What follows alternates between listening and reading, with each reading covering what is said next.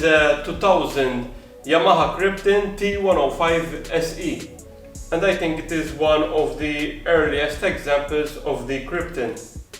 We bought this bike from a friend of my father. Unfortunately, a few weeks after we bought it, he passed away, so it is also a memory of this person.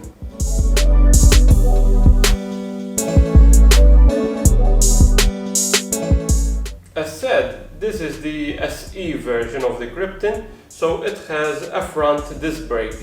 There is the E version, which had a drum brake at the front. This is in fact 5 kilos heavier, it is around 101 kilograms, while the E version is around 96 kilograms. Prior to the Yamaha Crypton, there was also the Yamaha Sigma, which was a two-stroke. The basic shape was almost identical to this one, however, although having some changes also in the body, it was a two-stroke. One can argue that the Yamaha Crypton, which evolved as said from the Sigma, have evolved from the original Yamaha V80 or V75. There was also the V75. I've also made a video about the Yamaha V80. Basically, it was also a two-stroke, an 80cc bike, and it was also semi-automatic like this one.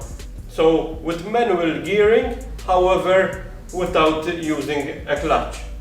So it is great to use in traffic, for example, so just switching gears and without having a clutch, while also have that normal motorcycle sound, not of an automatic bike, but of a manual bike.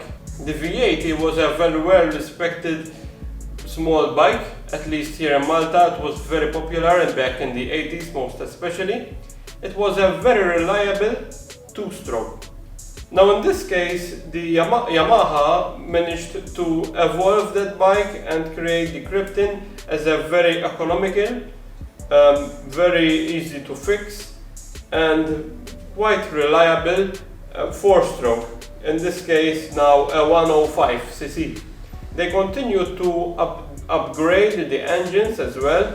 My father also has a 2012 version of the Crypton, which has a 110cc engine. Then they continue to update them. I think the modern ones have a 115cc engine, and there are also other versions which I don't think they are imported here in Malta, but for example there is the Crypton X, which has a 135cc engine, if I'm not mistaken. A downside which one may point out is the small tank that it has. It only contains somewhere like 4.3 liters, so it has a very small tank, but it doesn't necessarily has a small range because it is, as said, very economical. I only give it like €4 every week and 2 days. So yeah, it is quite okay to have a small tank on this little bike. However, it may be problematic when going to petrol stations and they don't accept a card and you have to pay in cash and there is nobody to pay cash with. So you have to deal with the machines, and the machine would only accept a €5 as the smallest amount, so that would be a problem in that case. Another downside is its power. It does have a good power considering it is a 105cc bike for everyday use. Basically in Malta you can go everywhere, but it is a city bike.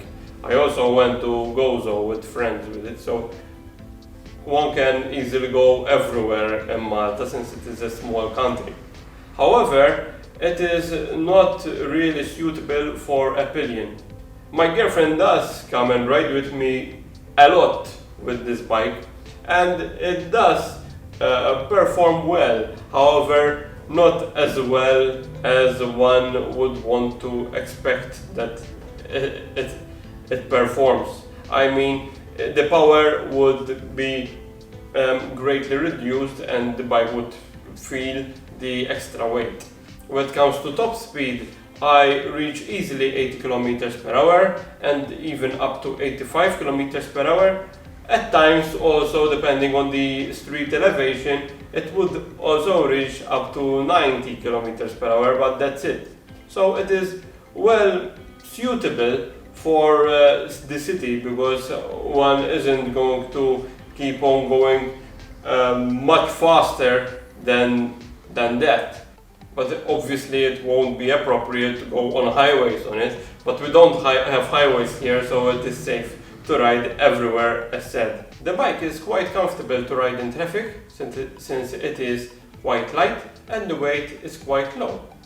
However, when it comes to seating position, it is not very comfortable for tall persons. For example, for me, which I am around 6 feet tall. So my back hurts when riding, for example, for 3/4 of an hour or an hour. When it comes to the suspensions, it is quite fine for a person to ride on it. It is quite comfortable. However, when it comes to having two persons on the bike, the suspensions are not as working as good and the bike is not very comfortable. Interestingly, in Asia, I think most especially in Thailand, there is a community which tunes these type of bikes and also race them, and they are impressive. I think the race is a straight line of, I think, 1/8 of a mile, if I'm not mistaken, and the great strength that they manage to pull out from this little motor, the power is incredibly impressive. So you should search more about racing these type of bikes and the modern Cryptons as well, and other similar bikes. Maybe it has to do with laws and regulations of that country. Maybe they permit more of these small bikes, or maybe because they are cheaper, I don't know. But they are incredibly popular in those countries. The big question is the Crypton a scooter? Does it have the characteristics of a scooter, such as being automatic and having a substantial storage area under the seat? Well, in my opinion, it is not, but it may be something in the middle. It does have a leg shield for wind and rain protection, like scooters, but it isn't fully automatic, and it doesn't have a good storage area under the seat as well, which can be also seen by its normal sized rims too, rather than having small ones like common scooters to facilitate having more storage area. On the other hand, old school scooters were like the Crypton though, with one manual gearing and lack of storage space. So this debate can be argued in different ways. It is great if you share your opinion about this. Is the Crypton considered a scooter or not, in your opinion?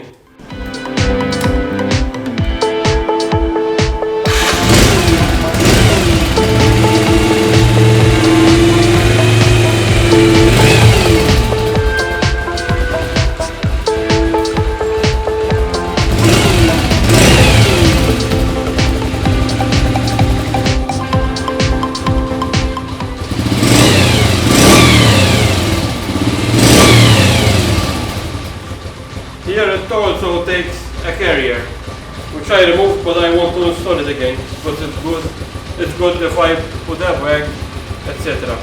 It also takes a carrier at the back.